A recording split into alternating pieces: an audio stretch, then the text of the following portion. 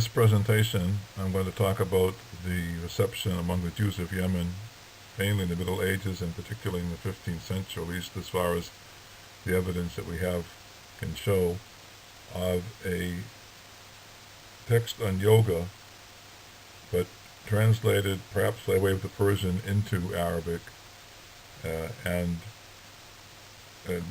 put together with some other texts, uh, which went under the name of Mirat al-Ma'ani, the Mirror of Ideas. And this text played a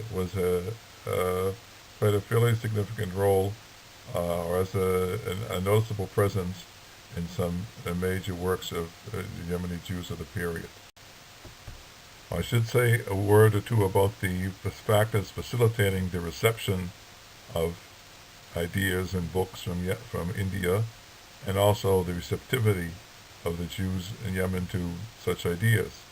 As far as what facilitated the reception, it was Yemen's position as the key pivot, the main entrepot on the trade route between Egypt and India.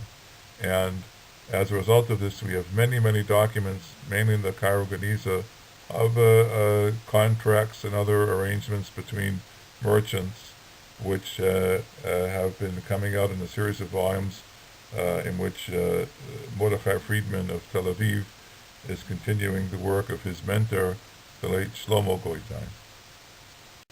So here you can clearly see on the map how Yemen is really right smack in the middle of this major trade route running between Egypt and India. And though the merchants themselves were probably working, had their minds on brocades and spices and things of the sort, they also took with them books, even poetry written in Al-Andalus, got to the Yemen this way, and of course, I think in this way they had a good chance to meet with the things coming from India.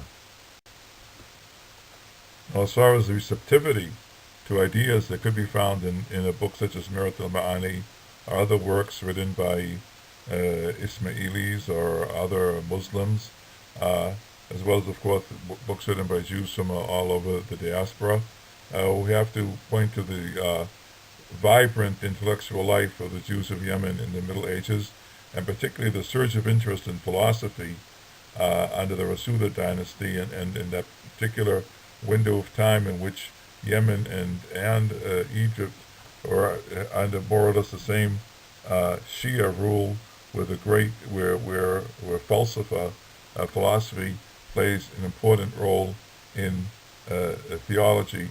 The basic philosophical ideas of the emanation of the world and so on and so forth were commonalities between Jews and Muslims, and which didn't depend on the particulars of each faith.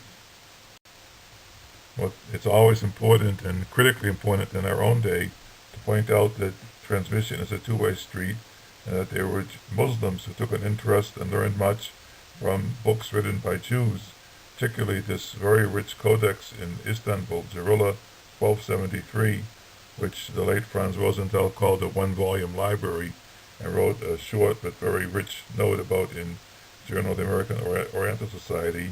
This has some books written by Yemeni Jews which survive only in this codex and in Arabic script, and it has a full copy of Maimonides' guide, as you can see here, Kitab Dalalat al-Khairin, copied out by a Yemeni Muslim in the 15th century, and filled with very dense and rich notes, if you can decipher them, in the margins. So now let's move on to the book, which is the main subject of this thought. The yoga text, called in Sanskrit Amritakunda, Pool of Nectar, which is embedded within an Islamic text that went under the titles of Haud al-Hayat, Pool of Life, or Haud Mal Hayat, the Pool of the Water of Life, or Mirat al-Ma'ani, the Mirror of Ideas. It is actually grafted seamlessly onto some other texts, as we will see shortly, and the fact that the whole text runs together so smoothly, and the innocent reader would not know that the text making up this Haud al-Hayat come from such diverse backgrounds is that they all share basically the same perennial philosophy, the same notion of the soul having a celestial or super celestial origin, but being required to spend a certain amount of time here on earth and being challenged with maintaining its purity and its focus on its uh, super on its super celestial origins, so as to be able to complete its journey here on earth successfully and return to its abode up above. The text was first published, and it's so far actually the only publication by someone within of Yusuf Hussein in Journal Asiatique in 1928. Professor Carl Ernst of North Carolina has been working on this text for quite some time and has promised us an edition. In the meantime, he has put out a number of studies, including this very important article in the Journal of the Royal Society of Royal Asiatic Society called The Islamization of Yoga. If you want to know what that means, I suggest that you read his article. I can't go into that here.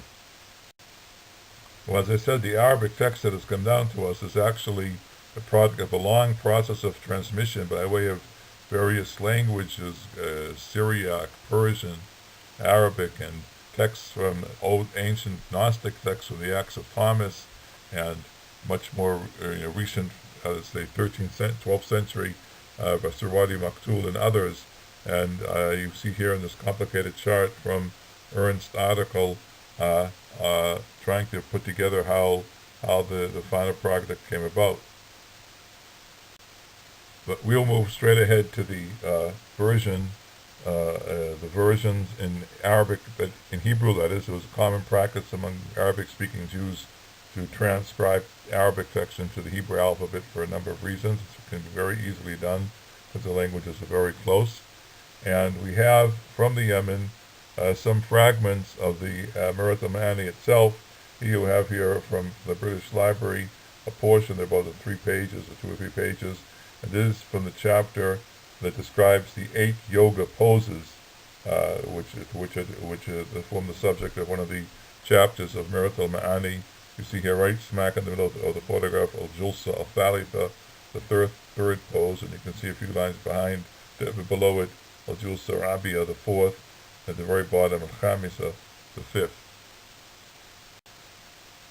Now, the Jews of Yemen were actively engaged in trying to understand the scripture, and in particular the Torah, philosophically. This is an old Jewish issue.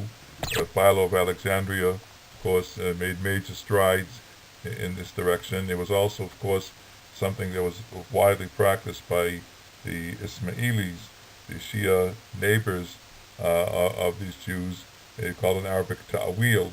But it was also a very controversial act to take these verses out of context and read into them a philosophical meaning which is not obviously there. And there was a controversy over this in Yemen. And in a text which has come down to us in Judeo-Arabic, the Merit al-Ma'ani is cited. Now I can't go into the details of the passage because it's complicated, and the citation in the Judeo-Arabic defense of Allegory differs from the version of Hussein, but it basically uses this time-worn and time-tested simile of, light one candle from another. You can light 100 candles from one, and the original candle will not burn any less brightly. Similarly, the rational soul can ignite life in the embryo without losing any of its brilliance. Now, I was given the privilege of looking through some papers left behind by my late mentor, late Rabbi Yosef Kapach, who grew up in Yemen in the first part of the 20th century and actually studied philosophy and astronomy there in the manner they had been studied there for centuries. And among some loose leaves he had in an envelope, I found another page from the Merit al-Ma'ani with this nice, cute diagram of the yoga exercise in which one focuses the gaze on the tip of the nose. Now, a different 15th century text, a midrash, a philosophical midrash in the Torah by one Choteh ben Shlomo, has some interesting reports about yoga pose the fifth of the eight poses described in Rata Ma'ani, the one that enables one to levitate or to fly. What's interesting from his reference there are two things. First, he claims to have found a description of this in Abu Bakr Razi's Ilahiyat, this book of the early philosopher, renegade philosopher, uh, which is not extant. The late Paul Krauss put together some pieces of it. It's cited by Maimonides with a good deal of scorn, but it's not at all surprising that Abu Bakr could have had access to Indian materials. So I don't know, if there's any way to verify this reference. Also, Voltaire says that the idea that one can levitate by means of this pose was believed by one of his contemporaries, but he himself remained skeptical. Now finally, from yet another philosophical midrash, by one Aloel ben Yesha, we have a description and diagram of the 12-chambered heart. So this looks to be like an anatomical diagram. I don't think that these people really believe that the heart had 12 chambers, but the heart was seen as the locus of our ethics and morality, and so it was described as having 12 chambers, 6 on the right having the virtues, and 6 on the left having the vices. And of course, we're in this constant a swirl of trying to keep things on the right and morally upright, and avoid going to the left and the vices, and this of course in Arabic, where the word kalb has this meaning of to transform or to flip over in kilab and so on. This was something that moral writers and ethicists played on. And here you have a description, and in the next slide, I've translated these virtues and vices so we can see what he has in mind. Okay, and so you hear, the virtues are wakefulness, knowledge, alertness, moral grandeur, friendly advice, and bravery, and their opposites of drowsiness, ignorance, negligence. These are the sort of virtues and vices that the Sufis talked about a lot, because our main problem here on earth is that we become drowsy, the world puts us to sleep, we're hypnotized by the dunya and by the material world and all of its flashing and all of its noise, and it leads us to neglect our